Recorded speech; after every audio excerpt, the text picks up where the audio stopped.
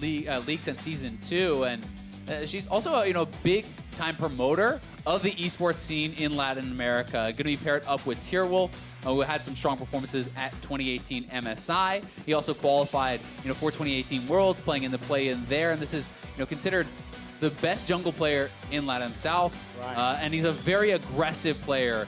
He's known for, he had some really great interviews at MSI. Oh, yeah. Really kind of boisterous personality, and he's looking to prove himself. Well, let's see if he can prove himself up against Licorice and Shiphtur. Excited to see Shiphtur again after his disappointing performance with the meme stream disappointment team.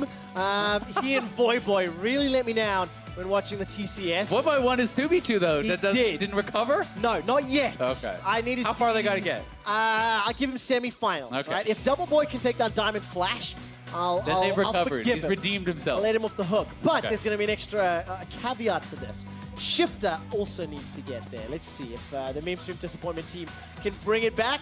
Of course, Licorice. I said it earlier, the best top laner North America has ever produced after his Lucian top helped take down EU in the Influencer plus Pros battle. And we've got ourselves some shenanigans here. Vel'Koz and Heimer locked in for NA. Yeah, a lot of poke. Honestly, on both sides, though. You could be playing like a Comet Emax Misfortune, which is really annoying to play. There's so much guaranteed damage if you're going, Scorch, as well as the Comet's guaranteed to hit. It is definitely something that is pretty annoying. Both of these teams are going to be relying very heavily on the poke.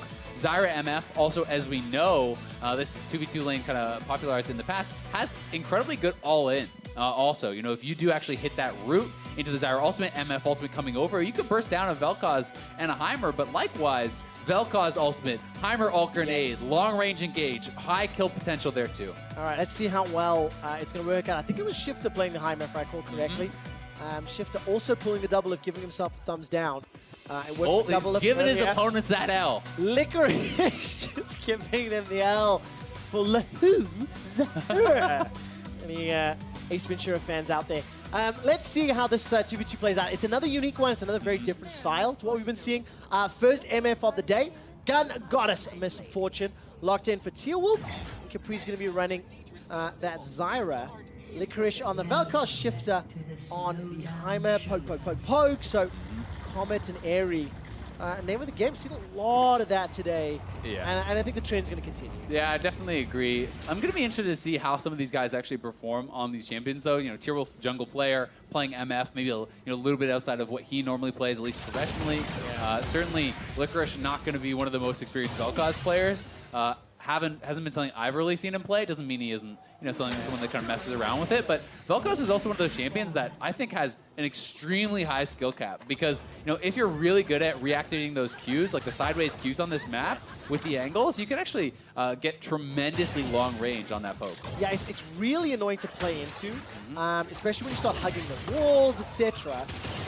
But it'll be quite fun there. You can see Capri being tagged as the plasma fission goes out. But also interesting that Zyra and Heimer, two of the champions in the game that have that sort of planted turret, style of gameplay, coming up against one another, and also the respective duo partners.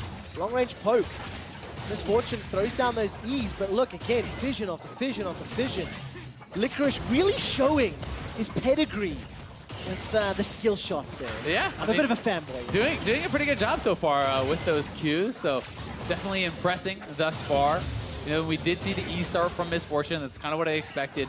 The slow there hit confirms your comment. It's just really annoying to play against. There's not really any avoiding that actually landing on you. Zyra similarly can just be dropping down plants and kind of poking from outside of your range. They also have been kind of winning that push battle. Dropping that Misfortune E on the backline minions. Zyra pushing out pretty heavily there too, but that was a lot of poke. The rockets plus the Vel'Koz Q hitting. There's a good bit of damage there. It's so good. That Void Rift combo, if you get caught on top of it, imagine that with a grenade and a turret down. That's enough for a kill. This is honestly one of the most annoying sets of champions to play on this ARAM map ever. I have a fair few thousand games of ARAM under my belt, and speaking from experience, look at that. Capri just gets chunked down. We'll use the potion to try to regen up. No summoner spells blown just yet, but 19 CS to 15. North America are pushing Latin America south into the tower already. Yeah, they definitely are. And now that Zyra is getting lower and lower on health, it's harder to kind of posture forward and poke. So it can kind of start to snowball against you a little bit. Yeah. You know, the poke war gets harder to kind of combat. You know, that rocket tagging Capri puts the area on. Even that is getting her lower and lower, and no health potions on their side.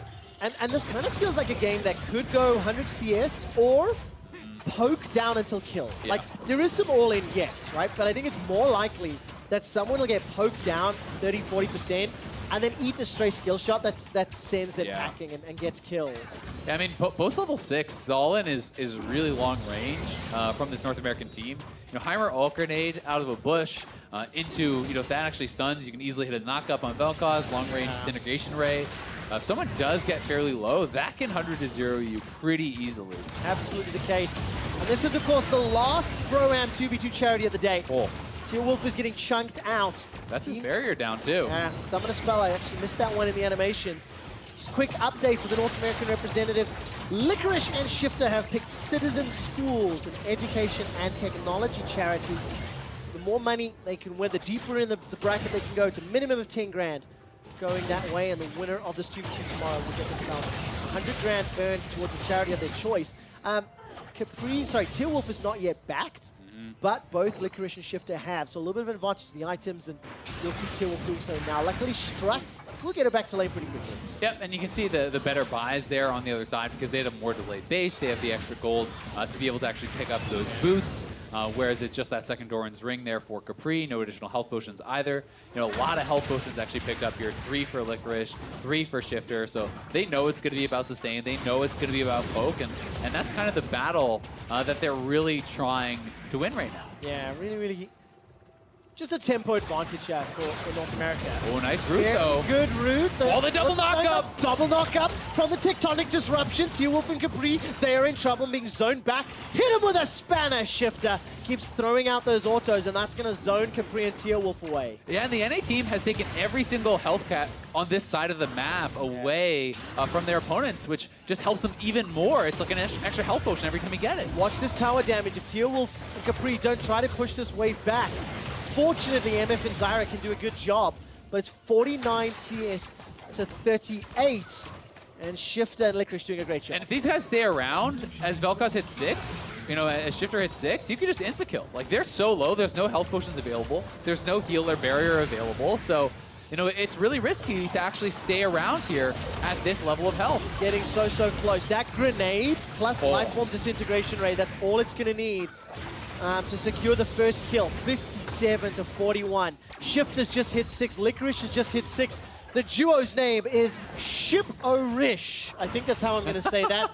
Or Shiporice. I don't know. But this could be the first tower kill. They might get this. Look, that's a mega turret starting to fire away. The minions are already helping out. It's gonna gone. drop down. The tower is secured. North America pick up the win. And it is the first tower kill on the 2v2 Pro-Am. Yeah, no demolish needed. Just so much poke on their team, you know, pushing back their opponents time and time again, controlling the health packs. They get that shove and alt turret dropped on the tower. They just knock it right down. Capriwulf did their best, but Shiporice had their number. Vel'Koz, Heimer, it's a duo we haven't seen, but it worked out very well. It really did. I mean, a tremendous amount of wave push. They're kind of shoving in their opponents pretty constantly. Once they had the poke advantage, it just kind of went bad to worse. You can see those 3 turrets dropped, tanking up a lot. Easy turret kill there for the NA team, and pretty stacked roster, to be fair. Shiphtur, you know, is a perennial challenger player, though I think he didn't get it actually this season. The meme stream dream team has represented us both, Boy and